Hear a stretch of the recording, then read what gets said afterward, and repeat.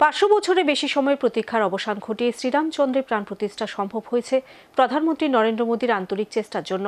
তাই প্রদেশ বিজেপির তরফে প্রধানমন্ত্রী নরেন্দ্র মোদীকে ধন্যবাদ জানানোর উদ্যোগ নেওয়া হয়েছে ধন্যবাদ পত্র পাঠানোর মধ্য দিয়ে। দীর্ঘ 500 বছরের বেশি সময় প্রতীক্ষার অবসান ঘটিয়েছেন প্রধানমন্ত্রী নরেন্দ্র মোদী।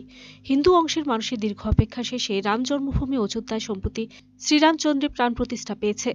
তা সম্ভব হয়েছে প্রধানমন্ত্রী নরেন্দ্র মোদীর আন্তরিক চেষ্টার জন্য বলে দাবি ত্রিপুরা প্রদেশ বিজেপির। তাই প্রধানমন্ত্রী নরেন্দ্র মোদীকে বিজেপির তরফে ধন্যবাদ জানানোর উদ্যোগ নেওয়া হয়েছে। এর প্রেক্ষিতে সোমবার রাজধানী আগরতলা পোস্ট অফিস থেকে প্রধানমন্ত্রী নরেন্দ্র মোদীর উদ্দেশ্যে ধন্যবাদপত্র পাঠানো শুরু হয়েছে। এদিন এই ধন্যবাদপত্র পাঠানোর কর্মসূচির সূচনা করেন ত্রিপুরা প্রদেশ বিজেপি সভাপতি রাজীব ভট্টাচার্য। এদিনের এই কর্মসূচিতে তার সঙ্গে ছিলেন প্রদেশ বিজেপির সহসভানেত্রী পাপিয়া দত্ত, প্রদেশ সম্পাদক বিপিন দেববর্মা, সদর শহরাঞ্চল জেলা কমিটির সভাপতি অসীম ভট্টাচার্য সহ অন্যান্য নেতৃত্বরা। প্রদেশ সভাপতি রাজীব ভট্টাচার্য বলেন, এদিন যে ধন্যবাদপত্র পাঠানো শুরু হয়েছে তা আরও কিছুদিন চলবে। রাজ্য স্তর থেকে শুরু করে পঞ্চায়েত স্তরের জনপ্রতিনিধি এবং কার্যকর্তা প্রধানমন্ত্রীর উদ্দেশ্যে এই ধন্যবাদপত্র পাঠাবেন।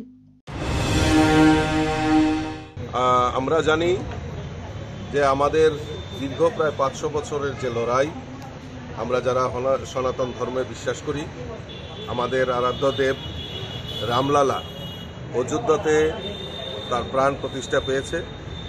এই প্রাণ প্রতিষ্ঠার জন্য দীর্ঘ লড়াই, দীর্ঘ সংগ্রাম, দীর্ঘ আন্দোলন করতে হয়েছে এবং আমাদের দেশের যশস্বী প্রধানমন্ত্রী সেটা সার্থক রূপ করে দেখিয়েছেন। তার জন্য আমরা সিদ্ধান্ত নিয়েছি যে আমরা সমস্ত স্তরের কার্যকর্তা, সেই পঞ্চায়েতের প্রতিনিধি থেকে শুরু করে আমাদের রাজ্যের সকল অংশের মানুষের কাছে আমরা বিনীত আবেদন রাখছি যে মাননীয় প্রধানমন্ত্রীকে ধন্যবাদ জানিয়ে আমরা একটা পত্র মাননীয় প্রধানমন্ত্রীর উদ্দেশ্যে আমরা পাঠাচ্ছি। Video report search India.